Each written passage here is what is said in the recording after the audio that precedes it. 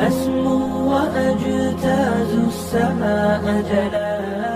dugsiga hoose dhexe Cumar bin Khadaab qaybta xaafada calaamadda oo hore loogu bartay aqoonta iyo ku barbaarinta ardayda akhlaaqda suuban waxa uu ogeysiinayaa dhammaan shacab weynaha ku dhaqan caasimadda Hargeysa inuu sanad dugsiyeedka uu qaadanayo fasal cusub oo ah fasalka koobaad ilaa fasalka 8aad ee dugsiga hoose dhexe iyo fasalada barbaarinta caruurta ee KG-ga oo si casri ah loo qalabeeyay waxa ardayda yaryar ay heli doonaan xiisado practical oo lagu bari doono tarbiyadda islaamka sida weysada salaada iyo waliba anshaxa suuban ee diinteena islaamka.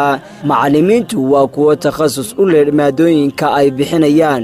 dugsigu waxa uu caan ku yahay soo saaridda arday tayo u leh diin iyo maadiba. haddaynu waxaan ka tilmaano dugsigan Cumar bin Khadaab qaybtiisan xaafada calaamadaha ee magaalada Hargeysa. dugsigu wuxuu ka kooban yahay dugsi hoose dhexe fasalka koobaad ilaa 8aad ama 1 ilaa 8 iyo fasalada barbaarinta ama u taqaanaan KG. manhajka dugsigu bixinaya waa manhaj mutakaamil ah bimacna waa manhaj maadi iyo diin isku dhafan labadaba. hadafka dugsigu waa inuu soo saaro arday hormuud ah aqoon maadi ah iyo aqoon diineed iyo akhlaaq intaba ka dhisan bidnil mawla. haddii aynu wax yar ka taabano waxyaabaha dugsiga lagu soo kordhiyay sanad dugsiyeedkan cusub 2020-2021 waxaa ka mid ah dugsigu wuxuu qaatay program casri ah kaasoo fududeynaya xiriirka waalidka iyo macalinka iyo maamulka ay wada leeyihiin. siyaabaha programkan u shaqeynaya waxaa ka mid ah in waalidkii oo gurigiisa jooga uu la socon karo dhaqdhaqaaqa ardaygiisa. marka ardaygu hadduu ka habsaamo xiisada ama uu ka maqnaado fariin baa u dhacaysa message ah kadibna waalidku mobilkiisa kala socon karaa.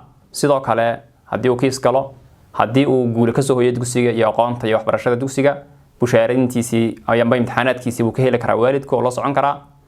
waxa kale oo kamid ah dugsiga dib u dhis baa lagu sameeyay sanadkan cusub oo dhismahiisii wax laga bedelay. waxa kale oo kamid ah in dugsiga lagu soo kordhiyay qalab cusub oo fayadhowr ah kaas oo sahlaya in ardayga nadaafadiisa iyo goobta ku dhiganayaba aad u sareyso. haddaba fadlan hore u gaadh inta aanu ka buuxsamin. dugsigu waxa uu ku yaalaa xaafada calaamadda bariga nuuradda ama koonfur bari ee cusbitalka Manhal. wixii faahfaahin fadlan kala xiriir taleefanada shaashada kaaga muuqda. ha moogaan dugsiga hoose dhexe Cumar bin Khadaab.